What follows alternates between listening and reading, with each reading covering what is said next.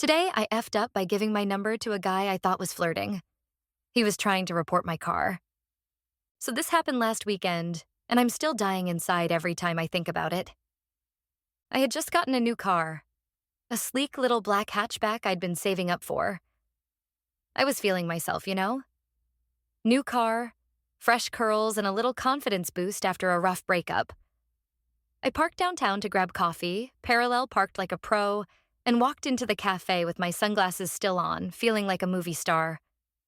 As I waited in line, I noticed this guy outside staring at my car. He was tall, well-dressed, and had this really intense look on his face. At first, I thought he was admiring the car. Then he walked around to the driver's side, peered in, and took out his phone. I immediately assumed, he's into me. Maybe he's impressed by the car. Maybe he's working up the nerve to talk to me. So naturally, I decided to make it easier for him. When I stepped back outside with my coffee, he was still standing near my car, phone in hand. I walked up, smiled, and said, "If you're gonna take a picture, at least tag me." Then I handed him a piece of paper with my name and number, winked, and walked away like I was in a rom-com. He looked stunned, like actually speechless. I was riding that high all the way home. Fast forward to the next morning. I get a text from an unknown number. "Hi, this is Officer Trent from Parking Enforcement. I'm reaching out because your vehicle was reported for blocking a hydrant. Are you the owner of the black Civic parked on Main and 5th yesterday? Click for part 2. I nearly choked on my cereal. My heart dropped into my stomach. I immediately pulled up a photo of where I parked. And sure enough, in the corner, barely visible under some leaves and chipped paint, was a fire hydrant I had completely missed. I texted back trying to be polite but casual. "Yes, that was me. So sorry. I didn't realize I was that close." The response came quick. I assumed it was unintentional. The individual who reported it said you seemed unaware. You handed him your number, correct? I froze. My face turned so red. Not only had I basically flirted with a stranger in public, but that stranger was reporting my dumb parking job and probably thought I was the most arrogant idiot on the planet. I didn't even reply. What could I possibly say? "Hey, sorry I mistook your civic duty for romantic interest." I ended up getting a warning and no fine, thankfully, but I had to spend the entire day thinking about how I literally tried to flirt with a guy who was reporting me to the city. I keep imagining him telling his coworkers about the girl who thought he was checking her out but was just documenting a parking violation. Moral of the story? Confidence is good, but maybe check for fire hydrants before handing out your number like a character in a rom-com. Subscribe for more. Redditors, what's the most satisfying revenge you pulled on a coworker who threw you under the bus? About 2 years ago, I worked in a small marketing agency where egos ran high and the coffee was always burnt. I was still relatively new, but I'd quickly earned a rep for being reliable, especially on client pitches. That rubbed one person the wrong way. Derek. Derek had been there for years, older, cocky, and obsessed with being the office idea guy, even though 90% of his suggestions were just recycled from past campaigns.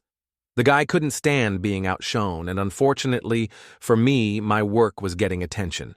Fast. The moment that lit the fuse happened in a team meeting. We were pitching ideas for a big client. I had stayed up all night refining a bold rebranding concept, and when I presented it, the room was into it. The client especially. But the next morning, when our creative director sent the follow-up deck, I noticed something weird. My idea was there, but now under Derek's name. I was stunned. I went to my project folder, deleted. Slack messages, gone. The only backup I had was a time-stamped draft in my Google Docs. I brought it up privately with my manager, but Derek denied everything. Said I must have misremembered whose concept it was. And since he had seniority and knew how to schmooze, my complaint got swept under the rug. Click for part 2. So yeah, I was pissed. But instead of blowing up, I got smart. Here's what I did. Every time we worked on projects together after that, I subtly pushed Derek to present the final versions. I made it look like I was stepping back. In reality, I was feeding him half-finished work. Ugly slides, outdated stats, fake data sources. Just enough for him to polish, but not catch the flaws. The first few times he cleaned it up himself, but I kept escalating. Eventually, we landed a medium-tier client who was notorious for being picky. Derek insisted on handling the pitch solo, wanted to prove himself. I let him. The presentation was a train wreck.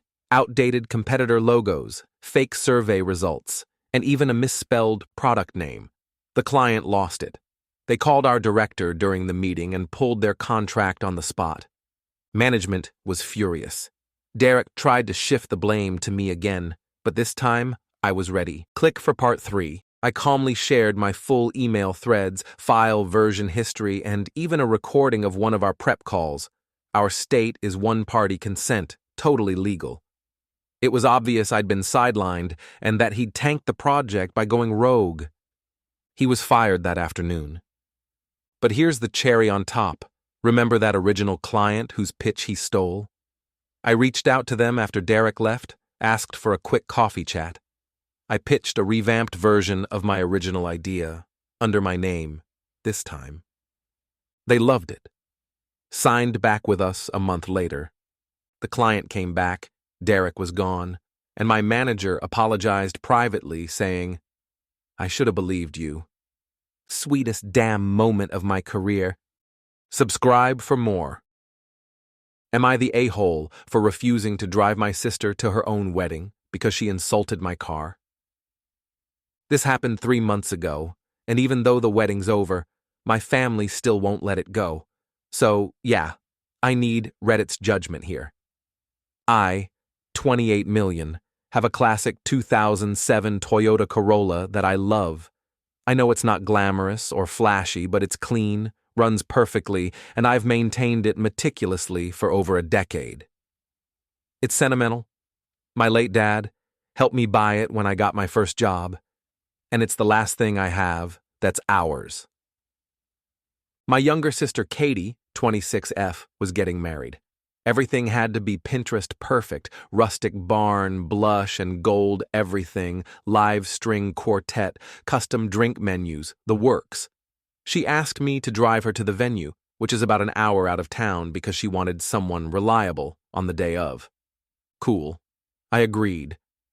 I even got the car detailed inside and out, waxed it, bought ribbons for the hood, and packed snacks and emergency supplies just in case.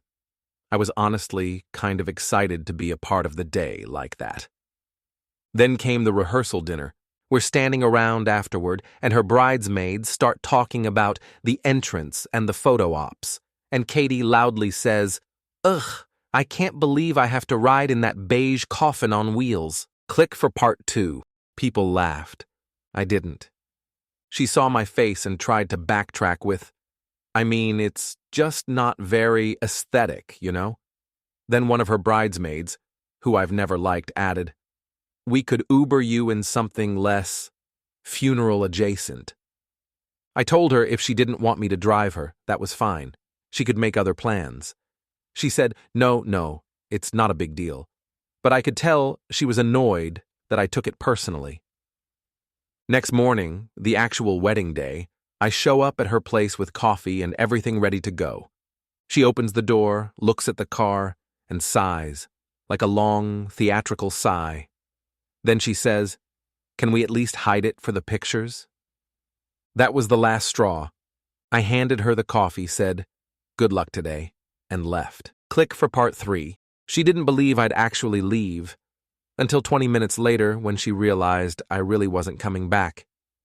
Cue chaos. Turns out all the Ubers nearby were booked solid, tiny rural town, and her backup driver, her fiancé's cousin, was still drunk from the bachelor party. She ended up arriving to her own wedding in her maid of honor's beat-up Nissan Sentra that smelled like wet dog. She was furious. Still is. Says I humiliated her, made the day stressful, ruined her entrance.